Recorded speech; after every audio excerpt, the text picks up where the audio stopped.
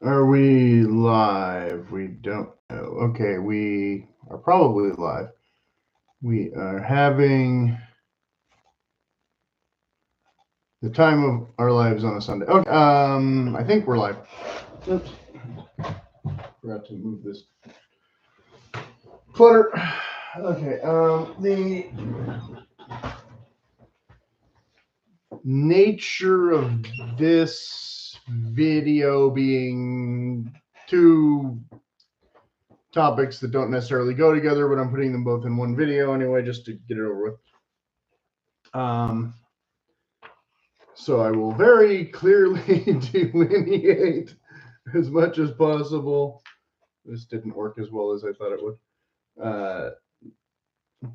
For those who want to skip ahead, you will know when part 2 happens and not have to watch all of part 1 if you don't want to. Okay, but part 1 is some stuff I started to touch on in the previous video and then kind of didn't go overboard, and still not going to go quite overboard, but going to go farther anyway. A little bit, not for a very long time, but I was going to discuss 2 other videos slightly, and the second one, I know I hate saying, that, well, it's so much of the writing advice. I mean, it's not like it's all bad advice. So when I piggyback on someone else's video, I don't like to just cut and paste what they said, but sometimes it just saves time to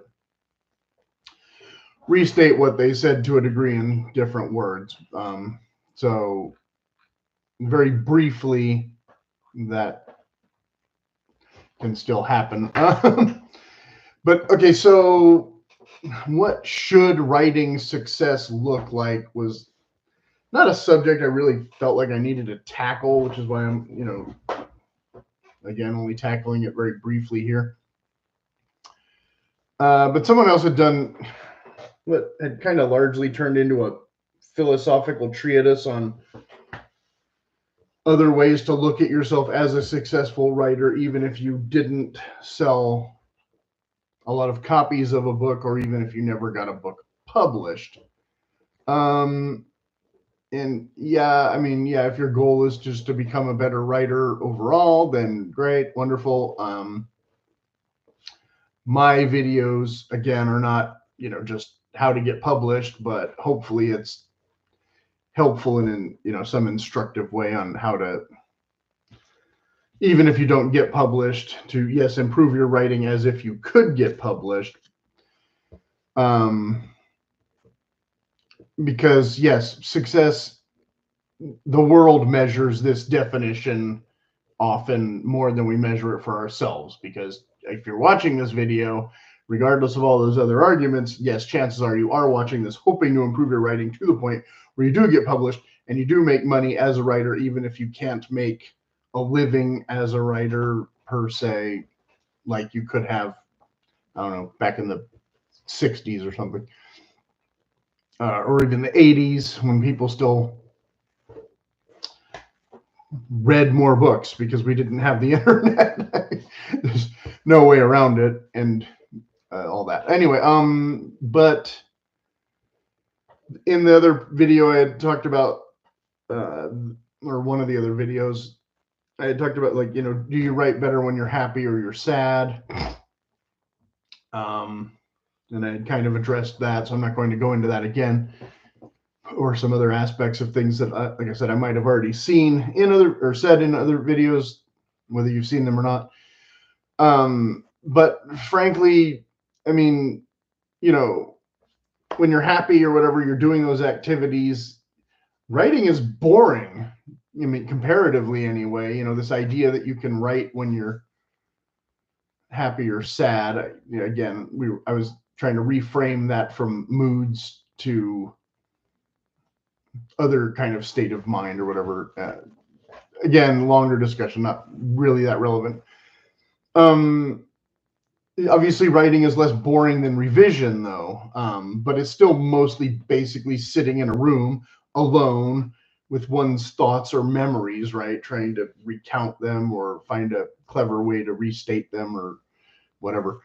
And so he was saying, chasing metrics can be a bad thing, but the whole point typically, again, is to get published and sell more copies each time you publish a book, preferably in increasing increments of copies sold. Although I think we've seen empirical evidence that most authors, the first book is the big one, and then they're, hopefully they're return readers, as opposed to bigger and better each. I think some authors have a couple introductory books that nobody really picks up on, and then if they become famous, then people go back and buy those books, and he gets those residuals later, like somebody like Stephen King or whatever, where, oh, it turns out he wrote these ones too.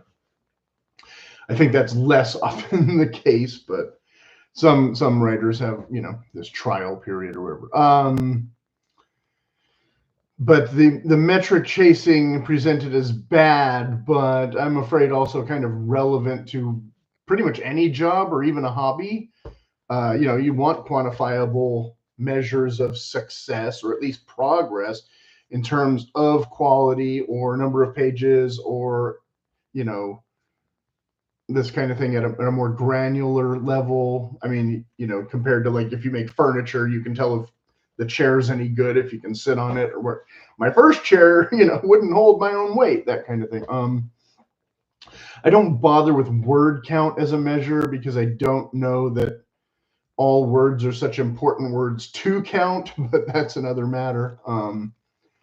So yeah, when they go off and talk about 100,000 words and 100,000 words and 60, I don't know.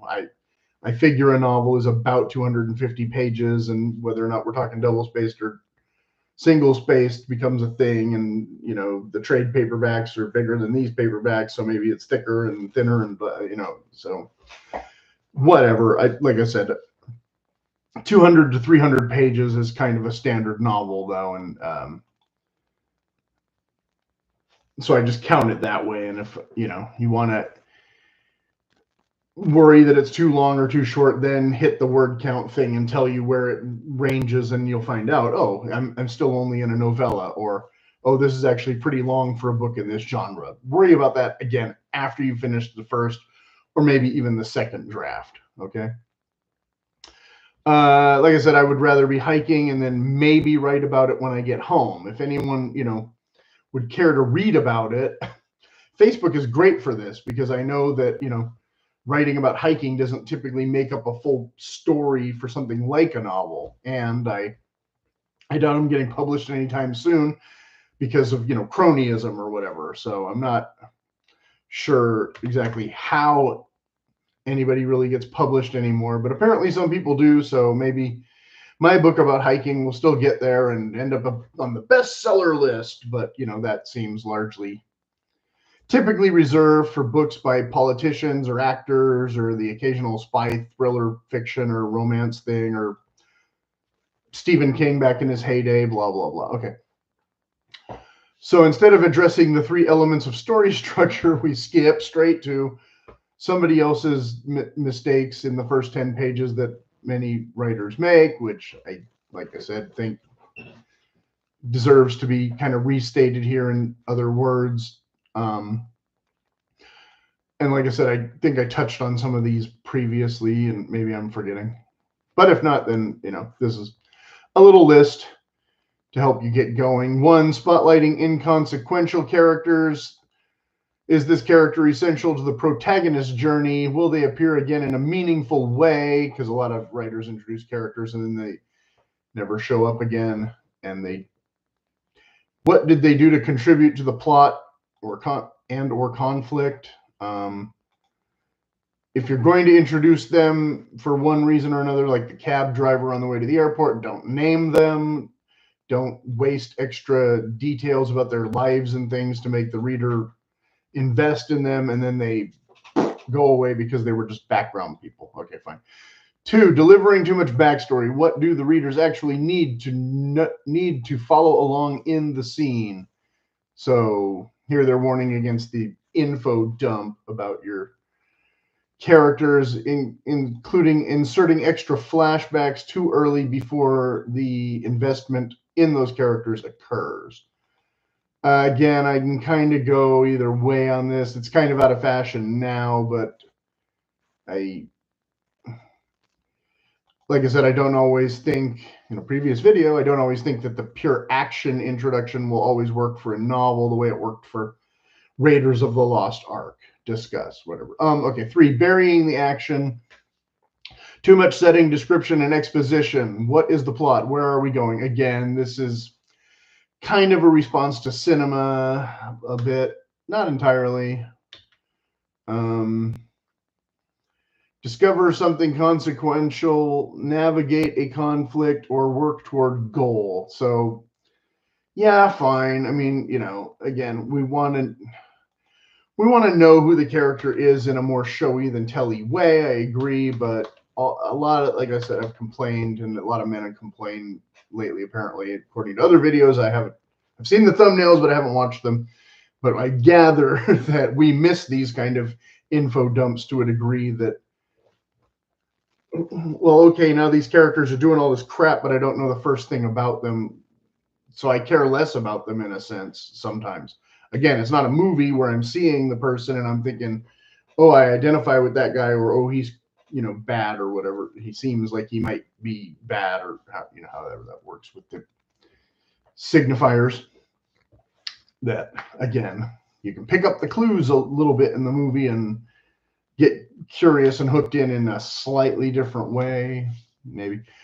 Number 4, starting with a lengthy prologue. So this is kind of similar to what burying the action was, but even more so, I guess. But here, again, they're really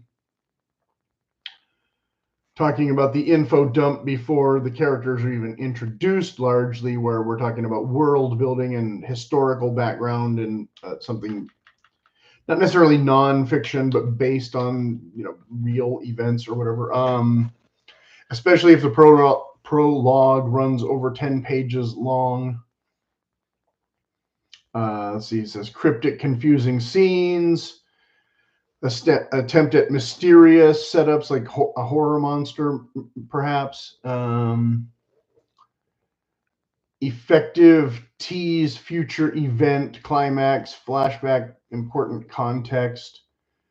Yeah, all of that. I don't know. I just have like my vague notes now because I haven't watched that video in a while. But again, some teases are more effective than others. The beginning of Raiders of the Lost Ark isn't so much a tease. Is Jaws kind of a tease? I know I used that for the thumbnail, unrelated. We don't see the shark yet in the beginning, but we kind of know it's a shark, though. That's not the mystery there. The sheriff, or chief rather, Brody, doesn't automatically know it's a shark, but he's pretty sure it's a shark that, you know, did this kind of damage. And then he has to get that confirmed by Hooper, blah, blah, blah. Maybe not the best example, again, of true mysterioso villains and things. Okay, 5, confusing the reader. So here it was, save us the phony mystery. Being vague to try and be mysterious will just result in frustration, even if that frustration is a byproduct of intentional vagueness or whatever. Suspense is giving the reader enough information to make them curious, not withholding so much that they just have no idea what's going on. The need, who is the protagonist, where are we, what is going on? So again, some of that info dump stuff that they told you to be sparing with previously. 6, not introducing conflict. No conflict equals no story. Okay, well, that's mostly true. What does my protagonist want, and what is stopping them? Yes, but not all books have to begin with the protagonist and their quest. Again, that's kind of not a total response to cinema, but not the way all books historically have automatically started. I mean, call me Ishmael. Okay. That's one example of a book that has become a classic, but it was not successful. Whereas Cooper, when he wrote like Last of the Mohicans, that starts with a very cinemascope focus about armies moving, and then later narrows down to the character. We don't get introduced to the character on the main character on the first page, I don't think, of that one, etc., etc. 7, forgetting the setting. Like I said, I'm not going to give 15 examples when you can find others. White room syndrome, no sense of place. Again, even though they just said they don't want an info dump here, they want an info dump. So contradictory advice. So there you go. Again, finding a balance, I think, has been words that other people have used. Okay. 8, neglecting the stakes. I did a whole video on stakes already. That is a thing. I'm not going to go into it, but that relates directly, obviously, to conflict and character investment. We are ensuring something meaningful is on the line for the protagonist to fight for or survive or whatever. Yes. Okay. Again, doesn't necessarily have to happen in your first 10 pages in every single book, but this is someone complaining that they're getting too many books where this isn't happening and it seems meaningless, blah, blah, blah. I would argue, for those of you who are watching this for screenwriting advice, however, this is way more solid screenwriting advice than completely mandatory novel writing advice. That typically we do want to kind of know who our main character is in that time frame, even more so, etc., etc. Okay. So 9, opening in the wrong place. Again, the standard advice of start a scene late into the action already instead of the introductory hellos and all that, blah, blah, blah. Like, I kind of question, though. Here's an example of a movie that definitely doesn't start with the main character. Like when Luke is walking around with his uncle and nothing is really going on, but a bunch of other stuff already happened with the princess and droids and such, right? Kind of broke that rule. Although when they did not the re-release, but introduced the prequels, I should say, Lucas said that would then reveal that Vader was much more of the main character of the story than Luke, if you took it as terms of a 6-block story, whereas the 9 that were supposed to happen at the same, that he had pushed back and at the time thought was never ever going to get made anyway, so it was just going to be 6. The first movie, Phantom Menace, doesn't start with us getting introduced to Anakin either, if memory serves. So, right. Anyway. And in the book Star Wars, the original book that became New Hope, that starts with Palpatine. Like we're supposed to know whom that is. Just gives us a name and goes on because he's trying to rewrite Dune or something. I don't know. Let's see, other references that they gave was Hunger Games and The Martian, both of which I thought were inferior product to some other things that we could probably name. Although I thought The Martian was a pretty good premise and but it was, fish out of water and blah, blah, blah. And so it didn't necessarily go in the direction I automatically wanted it to. Given these resources, could this guy survive on Mars? Yes, but is that a thriving Martian colony? No, that's one guy surviving long enough to get back to Earth. Anyway, that's a total tangent or whatever. Digression. Okay, so in the other... Oh, sorry. Before I read too long into the next bit of advice, and so we're at 20 minutes, so that's fair. If you didn't want to sit through 20 minutes where I talked a little bit longer on this bit than I thought I would, but not, whatever, fine. Then there was 2 videos here and I confused which one is which, and it doesn't really matter. So character introduction, description, cliche that happens. Oh, okay. I'm reading this out of order. My fault. I need to skip back and forth here between my notes and my other notes. Okay. So just launching right into this then, and then going back to that. The skips common mistakes, but for good characters. So yes, there are common mistakes to writing characters, just as there are common mistakes to starting books. 1, make them do something. 2, make them say something, preferably, something memorable, quotable, or something that says something about the character's personality or whatever, or intentions. 3, show this character's problems, unless he doesn't have any for some reason. I don't know. In which case, again, you're missing likely conflict from your story. Characterize them through descriptions, again, without being an info dump, right? Choose exactly the right spot, meaning spot in the chapter, I think, not right spot on the planet or universe. The right spot to put in all these elements. Opposite of their narrative arc. Yeah, I guess. I'm not sure. I'm sure that's a mistake. Well, oh, that's because I'm reading this wrong. I believe what we're trying to say here is, are they doing something opposite of their narrative arc? So meaning doing unmotivated things based on their desires and needs and all those things that plotters are supposed to have already worked out. Avoiding common introduction mistakes. So all the stuff we just discussed. So that's how that ties in a little bit. Again, trying too hard to make the character or even the situation mysterious by just withholding useful information that the reader actually needs to supposedly get invested. Big one that I've struggled with, I haven't quite found a successful way to get around this issue, is introducing a bunch of characters all at once. Like if a student is entering a classroom for the first time and they're the new kid, there's a whole room full of people.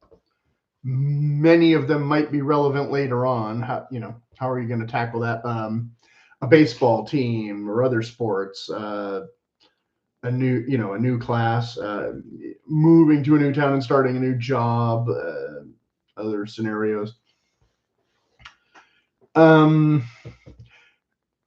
in a marching band, anything like that. Yeah, it's going to be a little bit trickier. Some people are going to be more background than others. Although the movie School of Rock did a pretty good job of this, where we didn't see a lot of them having a lot of lines, but their personality still mostly came true of the students, but they weren't introduced until after we'd already established the main character. And so the main character wasn't one of those students. So think about that dynamic. And go from there, I guess. This was the part that I accidentally read already. Passing a mirror and describing self. That's, considered kind of hacky or cliche now, but it could be worse. So what I was saying was,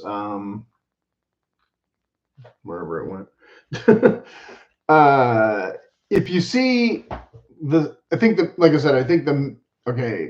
the mirror thing can still be done effectively in context.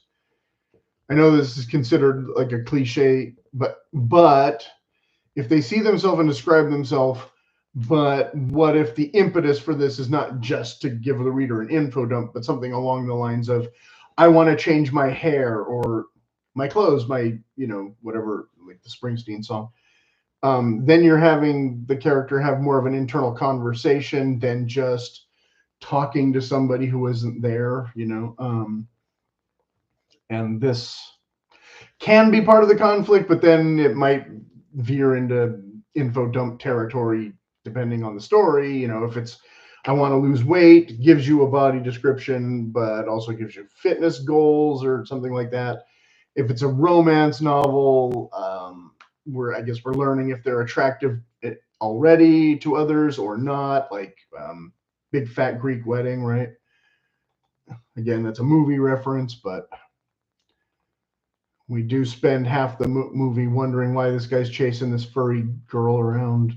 And she doesn't even have any self-esteem or whatever, self-worth. I don't know. And then it says here, reintroductions. So this is like when, I don't know, I guess for sequels or something, or we've dropped a character and bringing them back in later chapters. So this isn't necessarily for the beginning of the book. Reintroductions, but most of this character development for, again, the main character we want usually happening early, unless it's Luke Skywalker and we don't meet him and find out how much of a whiny little brat he is until he gets on the Millennium Falcon, right? Okay, so not quite part 3 or 4 is foil characters. Like I said, this whole characters bit could have been a separate video and blah blah blah, but this was not something I was thinking about until I watched this video, and then seemed relevant enough. And so this part might go a little bit long, but not as long as, or at least not in the same terms as that one went. Part of it was my jokes when I watched the other video that, you know, Oscar and Felix were the odd couple, but they were still also friends. Yay. So not all foil characters have to be the hero and the villain. Although I think if you were a Felix fan, then you thought Oscar was kind of a villain in that show, I guess. Then he had mentioned Star Wars, but when he said Star Wars, he meant A New Hope. So the example he gave of Luke and Vader being foil characters to each other was actually more the ending of Empire Strikes Back, not Star Wars or A New Hope. In fact, that wasn't the whole movie. That was pretty much just like mostly the end of Empire, or it had kind of been building to that because Luke's scene in the tree and all that. But if you were young enough, you didn't necessarily grasp the significance of Luke's scene in the tree the first time. I remember wondering why he saw the face and the mask, and the first time I saw it, I was convinced it was Han Solo dead in the mask because Han Solo was the one being tortured or whatever. And then I had to realize that my uncle was correct, and that was in fact Luke's face that he was seeing. How was he seeing his own face? It was all foreshadowing. I didn't understand foreshadowing yet. I was too young to get the point of that. But then the end of Return of the Jedi, when that prolonged conflict mostly became a thing, but then was expanding into Luke could still kill Vader and be evil with the Emperor instead of the father-son dynamic, ruled the galaxy together, making the end of the Empire movie seem more like fanciful hogwash that Vader was just spitting out. Where Vader's projection was too far-fetched pipe dream, or just him channeling the Emperor's actual wish, blah, blah. Other people have speculated this. I think I made a video about Star Wars where I don't remember if I touched on it or not. Probably at least some bit. Less endless philosophical treatise here. Mind wanders while watching his content. Okay. Attractive or super great seeming villain versus nerdy or other type of hero. Here you might have the Christian versus Satan dynamic, although they didn't quite do this the way I might have approached it in Devil's Advocate, the movie. If there was a book, I never read the book. Keanu and Charlize Theron, who's, of course, very attractive in her own way, but it meets these demon women who she thinks are more attractive than she is or something. And then we meet that other gal, the one from the Gladiator movie or the Troy or whatever, and she's the temptress. Blah blah blah. Okay, so what did I read that already. Okay, sorry.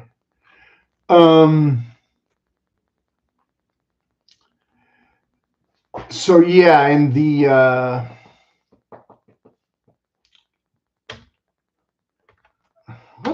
forgetting what movie it was where somebody said that says, you know, the girl is actually the devil or whatever. I forget. Is it a Billy Crystal movie? Anyway, or maybe it was a woman who said it. I just can't remember my own example, but I know I'm confusing it with Harry and Sally when she says, "You seem like a normal person, but actually you're really the devil." But that wasn't the quote I was thinking of.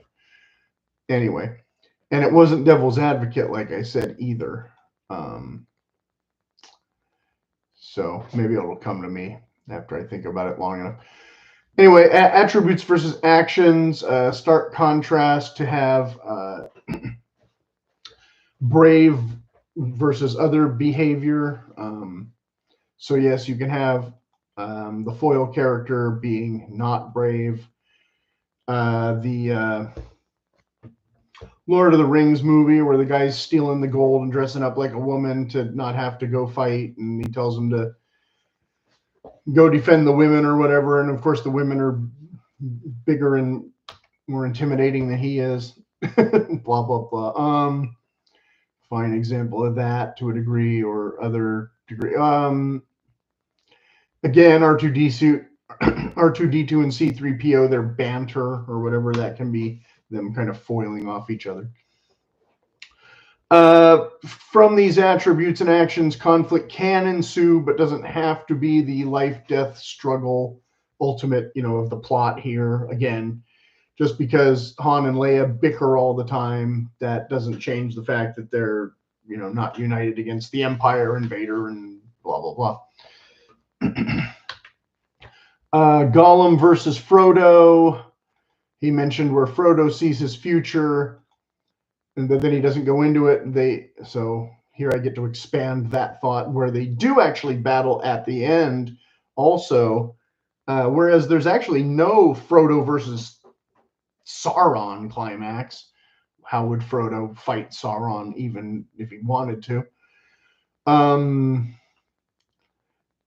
Then there's also some stories where they turn the hero into the villain, and Frodo escapes this fate too, along with the Sauron duel, this little Bilbo sword. But he also ignored the whole Sam versus Gollum foil dynamic, for all that stuff for some reason. Again, he likes to keep his videos shorter, whereas I like to throw in the kitchen sink if I can remember all the possible references. And like I said, R2D2 and C3PO, most of their bickering is meant to be comic relief. Leia and Han, it's more of a different kind of tension, right? There is an instance or a really good, solid instance that I didn't leave in their comments. I saved it for my video, so here's your Easter egg or one of them, where comic relief becomes tragedy, like La Strada, where the fool is the foil to Zampano, which costs him big time. But then Zampano also suffers because he breaks the girl's heart and such, which doesn't really matter to him at the time, but then, the ending, blah, blah, blah. Again, you can discuss. I had mentioned Fellini in a previous video, so I won't go overboard doing a movie review or anything right now, but if you haven't seen that one, that's one of the few Fellini movies worth checking out, as they've aged over time, mostly poorly. Let's see, then another type of foil character was the alive versus dead contrast. But that's a different dynamic. The characters don't necessarily interact in the past nor the present. I mean, you can have characters where they're interacting with ghosts like Hamlet or something. That's a different thing. Hamlet's father is not Hamlet's foil so much. He same as Obi-Wan, he kind of comes back to tell Hamlet what he thinks he should do with his life. In Obi-Wan's case, the information is a little more useful and practical. Go get trained and become a good warrior, as opposed to avenge me and end up dead. Also, whatever. But someone also, and then in that comments section, there's other examples of dead characters. Actually, one of the funniest ones was the one with Steve Guttenberg, where Daryl Hannah's a spirit, and if you tup with the spirit, bad things will happen. And so he's trying to resist his urges to mate with her while she's in human form or whatever. That's a pretty funny movie. Another version of that was Mannequin, which was, I don't remember that movie very well at all, but a Pinocchio story, I guess, would be a better way to phrase that, where an inanimate object comes to life. But again, neither of these were foil character. Well, Daryl Hannah was more of a foil character because she was a love interest with bad consequences. Mannequin, it wasn't her as the love interest per se that was the bad consequences, so much as that when other people saw him, they thought he was horny for an inanimate object, and that made him into a pervert, which is definitely a bad consequence, or can be. But then Pinocchio saves the day or whatever. Okay. Then they discussed the someone also brought up hate to love in the comments, which would be different than two characters just butting heads and then the tension is relieved like Han and Leia. It's a bit easier maybe in a story or even real life to go from love to hate through betrayal or various other sorts than hate to love. Although I think in a lot of romantic comedies, or even regular romance, the belief is if she just spent enough time with me, she'd see what a great guy I am, kind of dynamic. So that's possible, although the reader might go, far-fetched, never going to happen. Depends on how cynical your reader is, I guess. Somebody mentioned Romeo and Juliet. Okay, so the dynamic there was they were listing several dynamics, and I don't know that all of them were commonplace enough to address, but the idea that if Romeo and Juliet ended up on the battlefield against each other, in one scenario where obviously they're not intending to fight each other, but they're in this struggle, which has been done more effectively in other things than this hypothetical. Because in this hypothetical, I think they might just recognize each other and run off together more than trying to actually kill each other, like, I don't know, Batman and the Joker or even Catwoman might do. So not really the perfect example there, but the point of Batman is he doesn't go around just trying to murder people. He wants to apprehend the criminals, not the other way around. But changing from the Joker dynamic to the Catwoman dynamic, she loves him, but he's also in her way. Whereas the Joker, he's strictly an obstacle. There's no love there. They don't codependently need each other in some manner, as some have likely suggested. I feel I may have mentioned this before already elsewhere too, but that's okay.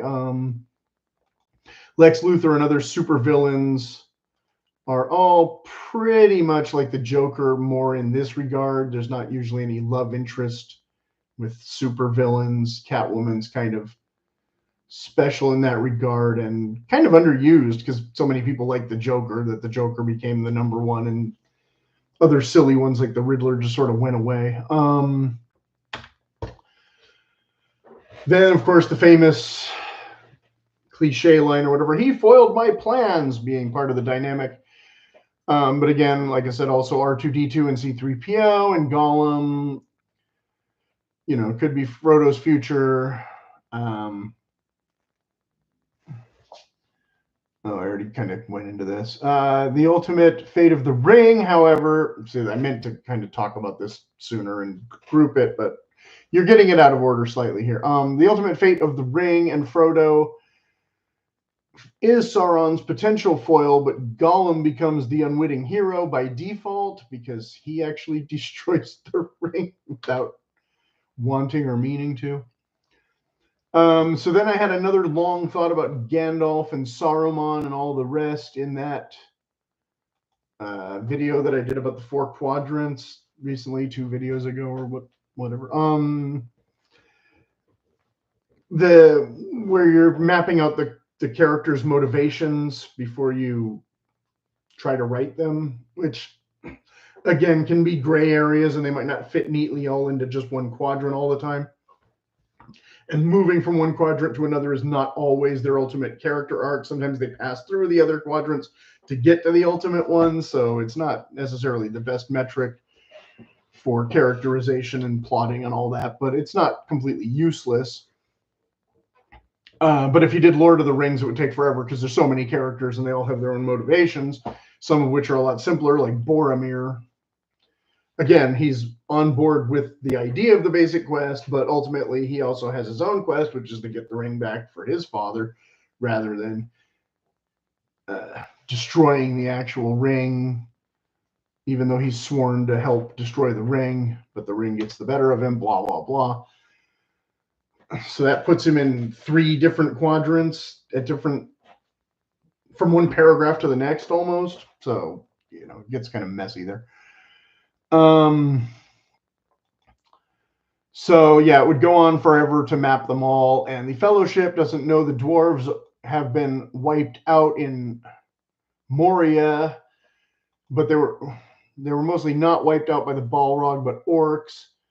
But then Gandalf finds this new power he didn't know he had, but then seems kind of wimpy still in some places compared to how powerful he supposedly is now. But of course, my question is, how does one fall deep into a hole so far that you end up on top of a snowy mountain? Which has nothing to do with character or motivation, but adds to that mystery of I need more information. Okay, so that literally kind of abruptly stopped being about that topic there and tied back to Lord of the Rings and made the video 10 minutes longer than I thought almost. But that's okay. Not my first time doing a long ramble, and I clearly marked there was a part 1 and a part 2 for those of you who are only interested in this or that. And you can go back and watch the other part later. And tell a friend. And if you have any questions, of course, you can leave them in the comments. I know I did a bad job reading some of my notes this time, so I know there might be things that you want me to clarify, and I might not be able to properly clarify, but I will, because I was having trouble understanding what I meant in some places too. It ain't perfect. What do you want for free? Okay. But yes, definitely leave that kind of thing in the comments and we will try to address it if you are plotting your story and you feel like you're hung up on one of these issues. Maybe we can get you over that hump. Like I said, I don't have a useful, how do you introduce a whole bunch of characters? Lord of the Rings, they introduce a bunch of characters a little more effectively than introducing 13 dwarves all or 12 dwarves all at once, and we never quite get personalities of all those dwarves, just a lot of names that are hard to remember. So info dump for sure, take that into account, but I don't think anybody reads The Hobbit and is terribly concerned with why Oin and Gloin didn't get enough stage time when we're invested, again, mostly in Bilbo. Okay, so because he's introduced first and we know he's the main guy. So with that, I think I'll stop.